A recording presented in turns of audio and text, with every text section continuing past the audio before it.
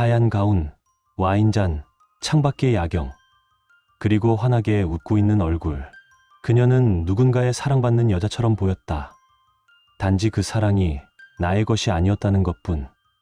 그 문장을 본 순간 나는 아내가 누구와 함께였는지보다 이 결혼이 이미 끝났다는 사실을 먼저 깨달았다.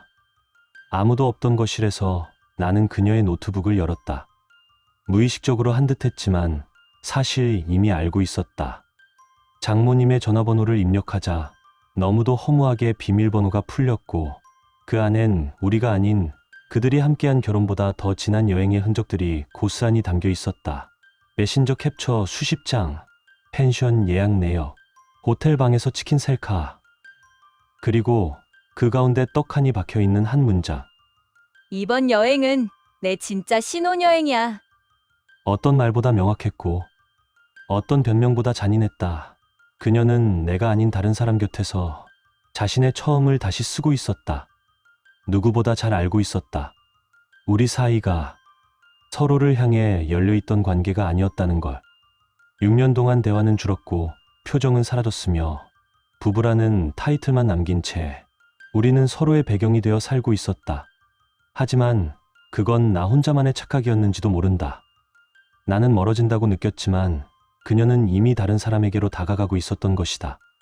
그리고 지금 그 선택의 대가는 내가 아닌 그녀가 받게 될 차례였다. 나는 한참을 화면 앞에 앉아 있었다. 감정이 뭔지 느껴지지 않았다. 분노도, 슬픔도, 혐오도 아닌 단지 아무것도. 그리고 문득 그녀가 보낸 그 한마디가 귓가에 울렸다. 잘 지내? 진짜 신혼여행 즐겁나 보네. 나는 아무 말도 하지 않았고 그녀 역시 아무 대답도 하지 못했다. 그 짧은 한 문장으로 모든 게 끝났다는 걸 알았을 테니까. 이건 단순한 외도의 이야기가 아니다. 배신, 침묵, 그리고 무너짐의 기록이다. 한 사람을 철저히 믿었던 사람이 어떻게 무관심을 통해 복수할 수 있는지를 보여주는 이야기다. 그리고 끝은 아직 오지 않았다. 가장 잔인한 건 그녀가 직접 자신이 무너진 이유를 마주하게 되는 그 순간이니까. 결말은 여러분의 예상을 완전히 뒤엎을지도 모릅니다. 여러분의 생각은 어떠셨나요? 댓글로 꼭 남겨주세요. 구독과 좋아요도 잊지 마시고 방탐정의 이중 파일과 함께 더 놀랍고 흥미로운 이야기 속으로 떠나봐요. 잘 지내? 진짜 신혼여행 즐겁나 보네. 그 한마디로 모든 게 끝났다. 그 짧고 단순한 말 한 줄이 6해를 함께 살아온 결혼 생활에 조용히 그러나 날카롭게 균열을 냈다. 감정이 들어가지 않은 목소리였지만 그 안에 담긴 모든 것을 나는 알고 있었다. 이건 화도 아니고 슬픔도 아니었다. 그저 더 이상 말할 가치조차 느끼지 못한 지점에서 나온 말이었다. 통화 전 나는 가평 청평호 근처의 고급 풀빌라를 배경으로 한 사진을 멍하니 바라보고 있었다. 누군가가 SNS에 올려둔 것도 아니고 그녀의 휴대폰 백업에서 나온 사진이었다. 하얀 가운을 걸친 그녀는 와인잔을 들고 있었다. 창문 밖 어둠 속 불빛들이 반사돼 마치 조명 아래의 연출처럼 보였다. 그녀는 그 가운데에서 환하게 웃고 있었다. 사진 속 그녀는 확실히 사랑받고 있는 여자였다. 단지 그 사랑이 나의 것이 아니었다는 것뿐. 그날 나는 출장 중이 아니었다. 본사 쪽 일정이 취소되면서 하루 일찍 돌아오게 됐고 굳이 알릴 필요도 느끼지 못한 채 조용히 집으로 향했다. 문을 열었을 때의 그 정적, 그리고 냉장고에 덩그러니 붙어있던 쪽지. 여자친구들이랑 2박 3일 워케이션 다녀올게요. 그 문장이 너무 가볍게 느껴져서 나는 한참을 그냥 서 있었다. 책장에 놓여있던 노트북을 꺼냈다. 무의식 중에, 아니 어쩌면 이미 짐작하고 있었던 걸지도 모른다. 비밀번호는 단 한 번의 시도로 풀렸다. 장모님 댁 전화번호. 그렇게 쉽게 아무런 경계도 없이 열렸다. 노트북 화면 안엔 그동안의 모든 흔적이 담겨 있었다. 남자와 주고받은 메시지들, 여행 예약 내역, 체크인 시간, 찍힌 사진들. 그리고 화면 중앙에 커다랗게 남아있던 문장 하나. 이번 여행은 내 진짜 신혼여행이야. 나는 그 문장을 천천히 읽었다. 2번, 3번. 처음엔 단순한 장난인 줄 알았다. 하지만 말투와 맥락, 그 앞뒤의 흐름까지 모두 읽고 나니 이건 농담이 아니었다. 그녀의 진심이었다. 나는 곧바로 프린터를 켰다. 메신저 캡처, 사진, 예약 내역까지 전부 출력했다. A사 용지 수십 장이 쌓였다. 그리고 가장 마지막엔 그 문장을 특대 사이즈로 뽑아 액자에 넣었다. 그 문장을 그녀가 가장 먼저 보게 될 곳에 두기 위해 그녀가 얼마나 무너질지는 알 수 없었다. 다만 나는 준비하고 있었다. 비난도 소리도 없이 조용하지만 날카롭게 나만의 방식으로 그 시각 그녀는 그 남자와 함께였다. 와인을 마시고 한우 불고기와 간단한 안주가 놓인 테이블 앞에서 웃고 있었을 것이다. 남자는 이건 인스타에 올려야지라며 사진을 찍고 있었겠지. 평화롭고 달콤한 밤이었다고 생각했을지도 모른다. 그러나 그 순간 그녀의 휴대폰이 진동했을 것이다. 화면에는 내 이름이 떴고 그녀는 본능적으로 알아차렸을 것이다. 이제 끝났다는 걸. 그녀는 떨리는 손으로 전화를 받았다고 했다. 목소리는 낮고 불안정했으며 평소와는 다른 호흡이 느껴졌다. 여보, 그렇게 부던 목소리 속엔 당황이 가득했지만 나는 담담히 되물었다. 진짜 신혼여행 즐겁나 보네. 그녀는 눈물을 멈추지 못했을 것이다. 왜냐하면 그 말은 내가 모른다고 믿었던 모든 걸 내가 이미 알고 있었다는 증거였으니까. 그녀는 그 순간까지도 내가 여전히 순진한 남편일 거라 믿었던 거겠지. 평소처럼 넘기면, 적당히 둘러대면 어영부영 지나가 줄 거라고 착각했을지도 모른다. 하지만 나는 그녀의 모든 흥분과 들뜬 표정을 기억하고 있었다. 여행을 떠나기 전날 밤, 그녀는 오랜만에 립스틱을 진하게 바르고 내 눈을 제대로 쳐다보지도 않았다. 그때부터 이미 그녀는 나를 떠나 있었다. 사실 모든 건 그 전날 밤부터 시작된 일이었다. 그녀는 그 남자와 함께 소파에 나란히 앉아 넷플릭스에서 사랑의 불시착이나 우리들의 블루스 같은 연애 드라마를 고르고 있었을 것이다. 이거 봤어? 남자가 웃으며 묻자 그녀는 이런 거 좋아해. 그 말과 함께 그의 어깨에 조용히 머리를 기댔겠지. 남자의 손엔 와인과 과일 플래터. 그녀는 눈을 감고 잔을 기울이며 마치 모든 걸 잊은 사람처럼 그 순간을 만끽하고 있었을 것이다. 그 시간 나는 출장 중이라 믿고 있을 그녀. 가평의 조용한 펜션에서 마음껏 숨 쉴 수 있다고 생각했겠지. 그곳이 그녀에게는 피난처였을 테니까. 그녀는 그 남자의 말 한마디 한마디에 조금씩 무너졌을 것이다. 이렇게 조용히 쉬는 게 얼마만인지 몰라? 너는 그냥 이렇게만 있어도 예뻐. 그 말들이 이미 사라진 부부 사이에서는 들을 수 없던 말들이었기에 그녀는 빠르게도 깊게도 빠져들었을 것이다. 밤 11시가 넘은 시각. 그녀의 휴대폰이 진동했다. 익숙한 이름, 김태훈. 그 순간 그녀는 얼어붙었을 것이다. 여보? 그녀는 밝은 척 억지로 목소리를 높였지만 그 안에 담긴 떨림을 나는 알아챘다. 호흡이 고르지 않았고 말끝이 부자연스러웠다. 아, 미안. 지금 친구가 집에 와 있어서 자는 척하고 있었거든. 조금 있다가 다시 전화할게. 잠깐만 기다려줘. 나는 아무 말도 하지 않았다. 그녀는 일방적으로 전화를 끊었다. 그녀는 옆에 앉아있는 그 남자의 눈치를 봤겠지. 그가 괜찮아? 라고 물었을 때 그녀는 억지로 고개를 끄덕이며 괜찮다고 말했을 것이다. 하지만 속은 이미 무너지고 있었을 것이다. 그녀는 두 번째 전화를 걸어야 했기에 미리 대본을 쓰든 말을 준비했을 것이다. 남편이야. 갑자기 전화해서 깜짝 놀랐어. 그냥 일 얘기 좀 하려던 거였나 봐. 걱정하지 마. 그녀는 그렇게 말했다고 했다. 하지만 나는 이미 모든 걸 알고 있었다. 그녀가 내가 묻기도 전에 먼저 꺼낸 말. 아까는 진짜 친구가 와 있어서 시끄러워서 화장실로 나왔어. 그 말투는 가벼웠고 목소리 끝엔 억지스러운 애교까지 담겨 있었다.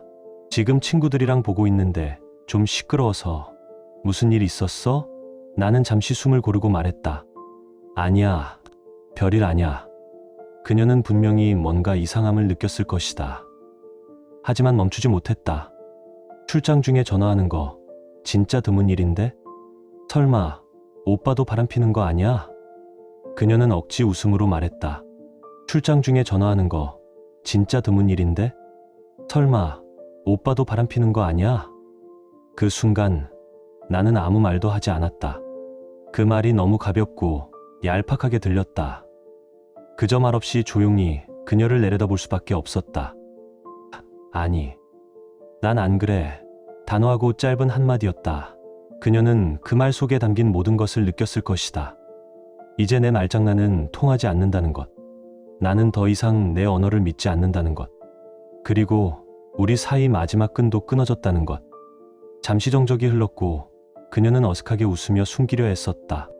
정말 아무 일도 없는 거야. 아무튼 지금 중요한 장면이라 나 먼저 끊을게. 잘 자. 통화는 그렇게 끝났지만 나는 휴대폰을 내려놓지 못했다. 귓가에 맴도는 그녀의 목소리. 그 안에 섞인 거짓의 기척이 내 심장을 조용히 조여왔다. 나는 천천히 거실로 향했다. 책장 아래 매일 보던 그녀의 노트북이 낯설게 느껴졌다. 망설임 없이 전원을 켰고 잠금 화면에 손을 올렸다. 별 생각 없이 누른 숫자, 장모님 집 전화번호. 화면은 아무 저항 없이 열렸다. 그녀는 내가 의심조차 하지 않을 거라 믿었던 것이다. 그만큼 나는 감시도 위협도 존재하지 않는 남자였던 거다. 데스크탑에는 Photos, Calcutta, Reservation 같은 폴더들이 있었다. 나는 숨을 참듯 하나하나 열기 시작했다. 그 안에는 하트 이모티콘이 가득한 메시지. 그녀가 오빠라 부르며 애교를 부린 대화들. 기념일이라며 보낸 사진, 숙소 예약 내역, 그리고 그 중앙에 선명히 박힌 문장 하나. 이번 여행은 내 진짜 신혼여행이야. 손끝이 떨렸고 등줄기를 따라 한기가 흘렀다. 그 문장을 아무렇지 않게 쓰고 웃으며 보냈을 그녀의 얼굴이 떠올랐다. 그리고 바로 그 순간 그녀의 전화가 울렸다. 그 손가락으로 그 문장을 썼고 그 입으로 여보라고 불렀다. 그 모든 것이 동시에 벌어졌다는 사실이 믿기지 않았다. 그녀는 장난처럼 보이길 바랐겠지. 하지만 그 한 문장은 우리가 함께한 6년을 단숨에 무너뜨렸다. 그녀는 아마 내가 얼마나 무너졌을지 상상조차 하지 못했을 것이다. 그저 이렇게 말하고 있었겠지. 그땐 그냥 조금 외로웠을 뿐이야. 누군가한테 특별하다고 느끼고 싶었던 거야. 하지만 나는 알고 있었다. 그건 실수가 아니라 분명한 선택이었다. 이해해주길 바랐을까? 실수라고 덮어주길 기대했을까? 하지만 나는 알고 있었다. 그건 실수가 아니라 명백한 선택이었다. 그리고 그 선택은 나를 너무 쉽게 무너뜨렸다. 특별한 존재이고 싶었다는 말. 그럴싸해 보이지만 결국은 가장 뻔하고 이기적인 자기 합리화였다. 차라리 아무 말도 하지 말지. 말을 할수록 그녀의 변명은 더 초라하고 더 구차하게 들렸다. 그녀는 예정보다 이른 시간에 돌아왔다. 기차역에서부터 이어진 어색한 침묵 속에서 아마 끊임없이 상상했을 것이다. 내가 어떤 얼굴로 그녀를 맞이할지, 혹은 정말 아무것도 모른 채 있을지. 하지만 문을 열자마자 마주한 풍경은 그 어떤 상상보다 잔인했다. 나는 일부러 거실에 불을 켜두었다. 가로등 불빛조차 닿지 않는 어둠 속 그 빛만이 조용히 공간을 밝히고 있었다. 문 너머로 느껴진 그녀의 숨소리. 손잡이를 쥔 채 그녀는 한참을 멈춰 있었을 것이다. 그리고 문이 열리는 순간 그녀는 그대로 멈춰섰다. 거실 정면 눈에 띄는 한가운데 A사 용지 몇 장이 정갈이 붙어 있었다. 그 가운데에는 그녀가 남긴 그 치명적인 문장. 이번 여행은 내 진짜 신혼여행이야. 그녀가 숨기고 싶었던 모든 것들. 그와 나눈 메시지, 호텔에서 찍은 셀카, 이메일 내역, 가평 펜션 예약서. 그 흔적들이 고요하게 벽을 채우고 있었다. 나는 그 문장을 고해상도로 출력해 라미네이팅했고 깔끔한 프레임에 넣어 정중앙에 걸어두었다. 마치 전시회처럼, 마치 죄의 현장을 고요히 보여주는 그림처럼 그녀는 숨을 멈춘 채 그 자리에 서 있었다.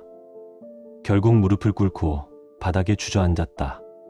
나는 그 순간 어떤 승리감도 느끼지 않았다. 이건 복수가 아니라 그저 진실을 그녀의 눈앞에 그대로 들이댄 일이었을 뿐.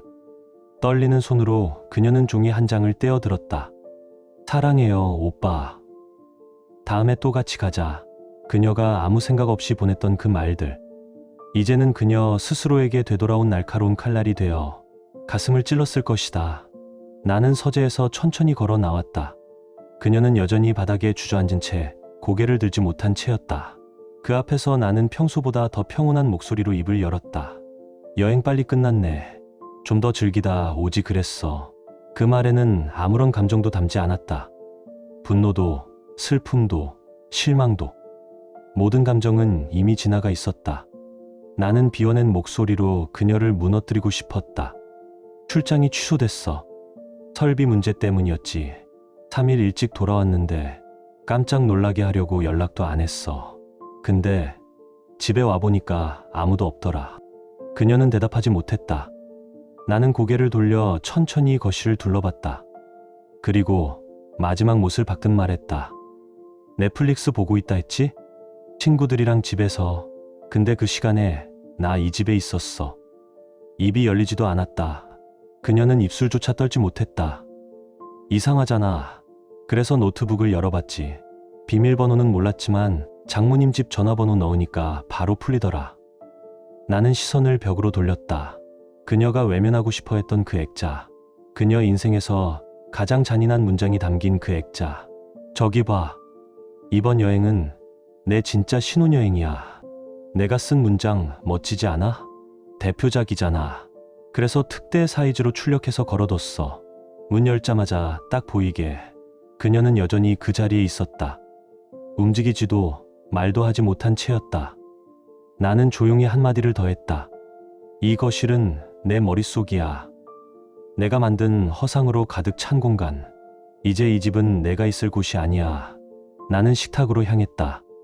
미리 준비해둔 서류 봉투를 꺼내 그녀 앞에 내려놓았다. 여기 2장. 하나는 협의이혼 신청서고 하나는 위자료 5천만 원 청구서야. 내 쪽은 이미 다 작성했어. 너는 서명만 하면 돼. 그녀는 여전히 아무 말도 하지 못했다. 입술은 하얗게 말라 있었고 눈은 초점을 잃은 듯 흔들렸다. 그리고 말보다 먼저 그녀는 갑작스럽게 바닥에 토했다. 나는 무표정하게 말했다. 지저분하네. 그 순간 나는 이미 그녀를 이 집의 외부자라고 인식하고 있었다. 더는 가족도 아내도 아니었다. 그녀는 이 공간을 더럽힌 존재였다. 그녀의 구역질. 그건 어쩌면 뒤늦게 찾아온 자기 혐오였을지도 모른다. 하지만 이미 늦었다. 되돌릴 수 있는 것은 아무것도 없었다. 나는 조용히 짐 가방을 들었다. 말 한마디 없이 그녀에게 등을 돌려 현관을 나섰다. 문이 닫히는 소리 뒤로 울음도 잡는 손도 들리지 않았다. 그녀는 그 집 안에 혼자 남겨졌을 것이다. 배신의 흔적이 벽마다 선명한 그 공간에서 스스로 저지른 선택과 무너진 감정과 함께 얼마 후 그녀에게서 메시지가 도착했다. 한 줄, 2줄, 곧 수십 통의 메시지가 연이어 왔다. 미안해. 우리 다시 시작할 수 없을까? 그때는 진심이 아니었어. 처음엔 반성문처럼 보였지만 곧 흐름이 바뀌었다. 사과가 아니라 절망 속에서 건져달라는 구조 요청이었다. 사과는 책임을 인정하는 것이고 용서를 구하는 자세다. 하지만 그녀의 말은 자신의 무너짐을 받아들이고 싶지 않은 애처로운 자기 연민에 가까웠다. 나는 길게 답할 필요가 없었다. 단 하나의 문장만으로 충분했다. 너와의 결혼 생활은 내게 지옥이었다. 그 한 줄이면 모든 것이 정리됐다. 나의 감정, 나의 판단, 나의 마지막 인사. 그 어떤 설명보다 그 문장이 그녀에겐 더 큰 충격이었을 것이다. 몇 분 후 그녀는 그 남자에게서 전화를 받았다고 했다. 어떻게 그가 그녀의 연락처를 받았는지는 말할 필요도 없었다. 노트북, 이메일, 주소로 그녀가 남긴 수많은 흔적들 속에 그의 번호가 고스란히 남아 있었고 나는 그 번호로 위자료 청구 문서를 전달했다. 그녀가 내게 말한 통화 내용은 참으로 우스웠다. 방금 너희 남편한테 위자료 청구받았어. 내 노트북 주소록에 있었던 내 번호에서 연락 왔대. 돈은 아깝지만 그래도 이제 자유 아니야? 이제 드디어 우리 둘만의 시간이야. 그 남자는 아직 아무것도 몰랐다. 그녀가 그동안 했던 말들이 모두 거짓이었다는 것도, 그녀가 결코 진심으로 그와의 미래를 꿈꾸지 않았다는 것도, 그는 아직도 이 모든 일이 마치 드라마 속 해당처럼 느껴졌을지도 모른다. 하지만 그녀는 침묵 끝에 마침내 입을 열었다고 한다. 아니야. 그런 뜻 아니었어. 나 너랑 다시 시작할 생각 없었어. 그땐 그냥 외로워서 그랬던 거야. 금방 이혼할 거라고 말한 것도 그냥 그때는 그 남자는 말이 없었다고 했다. 입을 열어야 할 타이밍에 그는 조용했다. 그리고 그 조용함이 오히려 그녀를 무너뜨렸을 것이다. 그녀는 통화기 너머에서 더 크게 울부짖었다. 다 거짓말이었어. 내 탓이야. 내가 나한테 그렇게 다가오지만 않았으면 이렇게까지 안 됐을 거야. 처절한 감정의 폭발. 자책은커녕 마지막까지도 책임을 떠넘기는 말투. 그녀는 끝내 누군가의 탓이어야만 자신의 죄책감에서 도망칠 수 있었다. 하지만 그 순간 그 남자는 짧게 그리고 냉정하게 이렇게 말했다고 한다. 최악이다. 그게 마지막이었다. 그날 이후 그는 그녀를 모든 연락처에서 차단했다. 카카오톡, 전화, 메일, SNS까지. 완전한 차단. 어떤 반응도 여지조차도 남기지 않았다. 그녀 곁에는 이제 아무도 없었다. 그녀는 그 남자도 나도 모두를 스스로 밀어냈다. 그리고 남겨진 건 오직 현실뿐이었다. 나는 감정으로 움직이지 않았다. 위자료 청구 금액은 5천만 원. 그 외에도 집 수리비, 공동명의 대출 정리 비용, 등기 이전 수수료까지.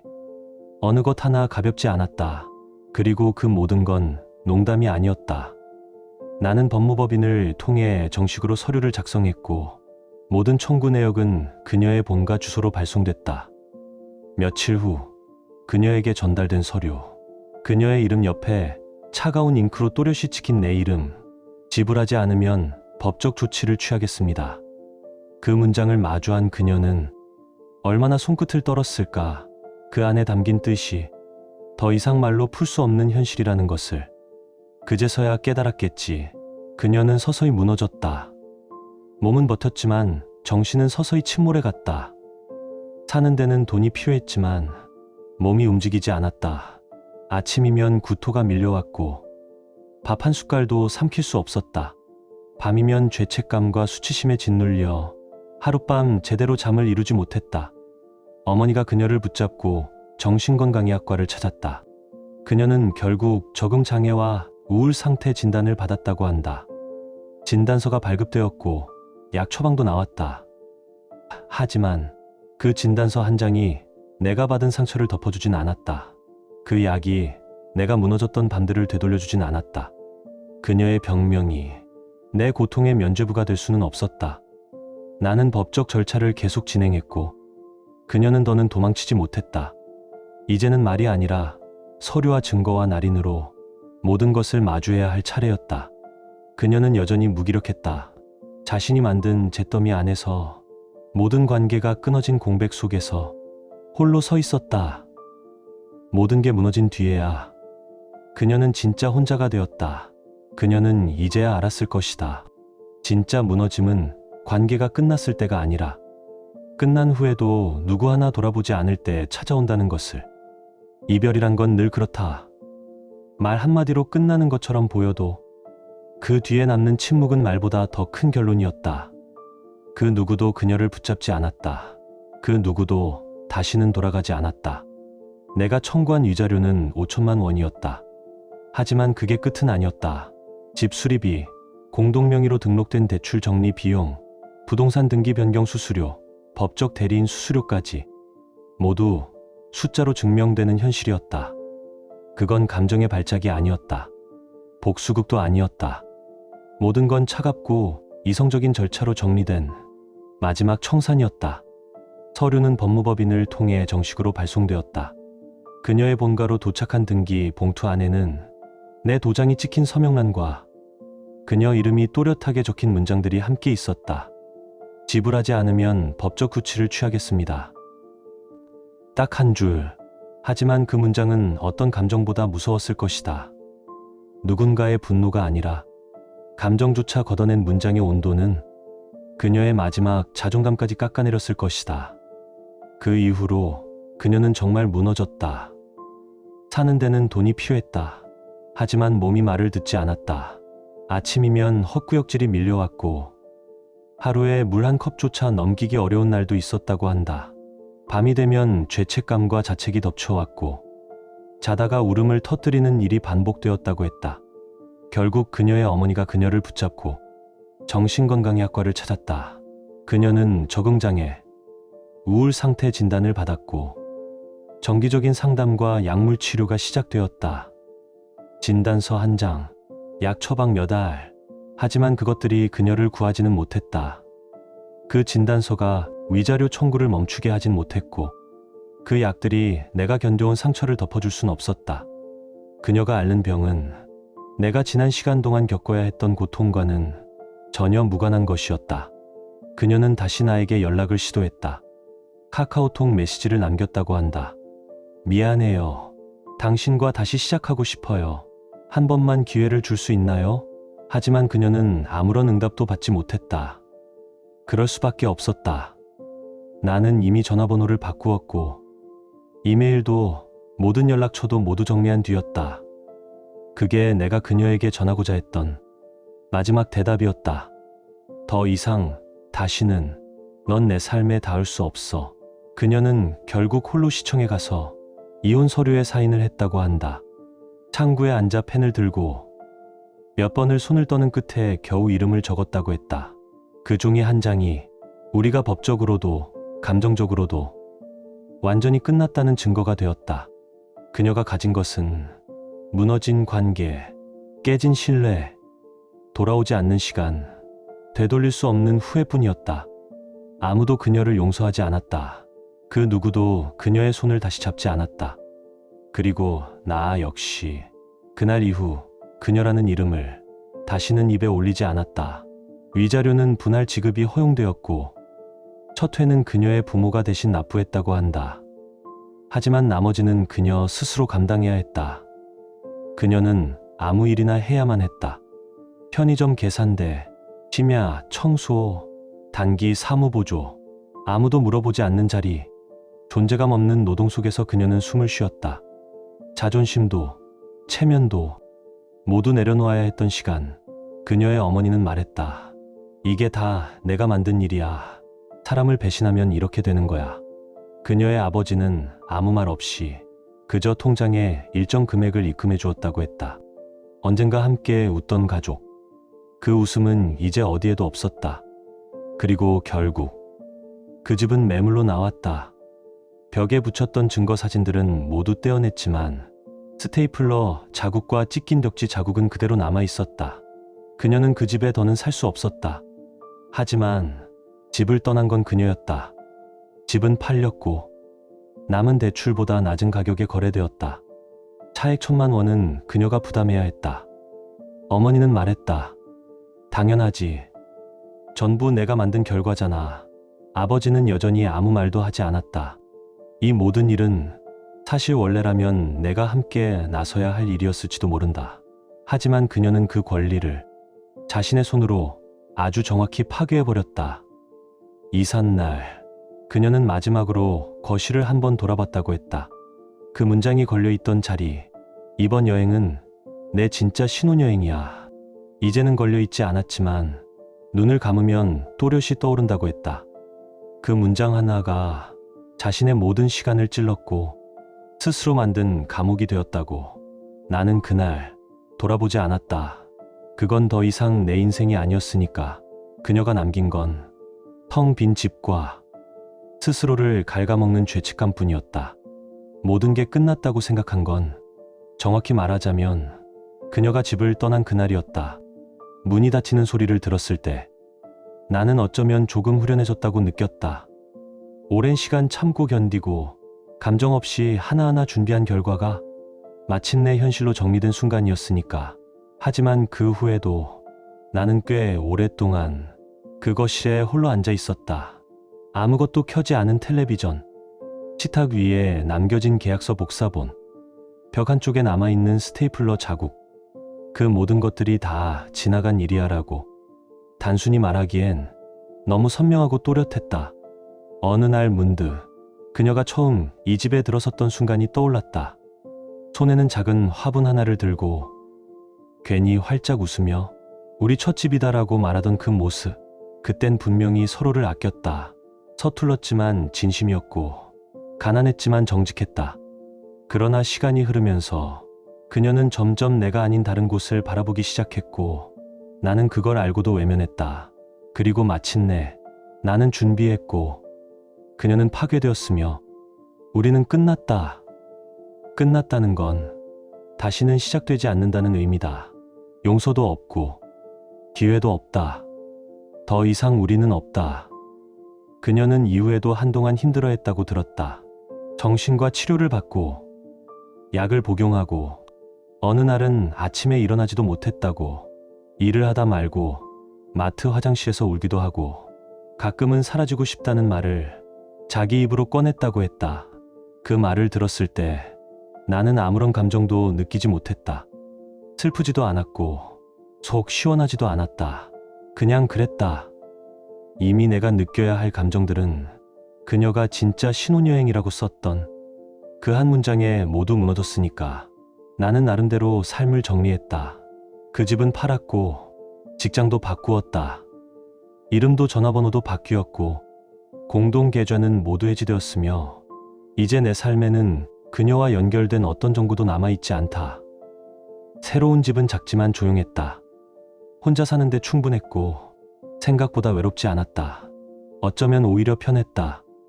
누구의 눈치를 보지 않아도 되었고 괜한 기대에 실망할 필요도 없었다. 가끔은 사람들에게 묻는다. 왜 그렇게까지 했냐고. 그냥 조용히 헤어질 수도 있었잖아라고. 그럴 수도 있었겠지. 하지만 나는 그녀가 그렇게 가볍게 잊혀지길 원하지 않았다. 나를 그렇게 무시하고 그토록 쉽게 밀어냈던 사람에게 기억에 남는 통증 하나쯤은 주고 싶었다. 그래서 나는 침묵으로 응수했고 사진으로 말했고 한 문장으로 심판했다. 그 문장. 이번 여행은 내 진짜 신혼여행이야. 그 문장을 액자에 담아 걸고 벽마다 그 흔적을 붙여놓은 건 그녀를 망신 주기 위해서가 아니라 그녀가 본인이 한 일을 외면하지 못하게 하기 위함이었다. 그날 그녀가 그 문장을 보며 무너져 내릴 때 나는 오히려 아무런 승리감도 느끼지 못했다. 왜냐하면 그건 복수가 아니라 마지막 작별 인사였으니까. 그리고 이제 정말로 끝이다. 그녀는 돌아오지 않을 것이고 나도 돌아보지 않을 것이다. 우리가 나눈 시간은 이제 단지 있었던 거지일 뿐 지금 있는 거지 아니다. 나는 앞으로도 누군가를 사랑할 수 있을까? 잘 모르겠다. 하지만 한 가지는 확실하다. 다시는 나 자신을 속이지는 않을 것이다. 그녀는 자신의 선택으로 모든 것을 잃었다. 그 대가는 가혹했지만 그만큼 명확했고 그만큼 정당했다. 나는 이 이야기를 누군가에게 들려줄 생각은 없다. 이건 내 인생의 어두운 페이지고 다시 넘기고 싶지 않은 챕터니까. 하지만 언젠가 또 누군가를 만나게 된다면 그 사람은 알아줬으면 좋겠다. 나는 가벼운 사람이 아니고 내 마음을 저버리는 일에 관대하지 않다는 걸. 그리고 내가 한 번 등을 돌린 사람에게 다시 손을 내밀 일은 절대로 없다는 걸. 지금 당신의 마음은 어떤가요? 이야기를 읽으며 떠오른 감정이나 생각이 있다면 댓글로 나눠주세요. 당신의 진심 어린 한마디가 누군가에겐 큰 위로가 될 수 있습니다. 이 짧은 이야기 속에 작은 온기나 잊고 지낸 감정 하나라도 담겨 있었다면 그것만으로 이 이야기는 충분히 의미 있는 시간이었을 거예요. 좋아요와 구독 그리고 공유는 이런 따뜻한 이야기가 더 많은 사람의 하루에 조용히 스며들 수 있는 힘이 됩니다. 함께 해주셔서 고맙습니다. 당신의 하루에도 조용한 평안과 따뜻한 사람이 함께하길 진심으로 바랍니다.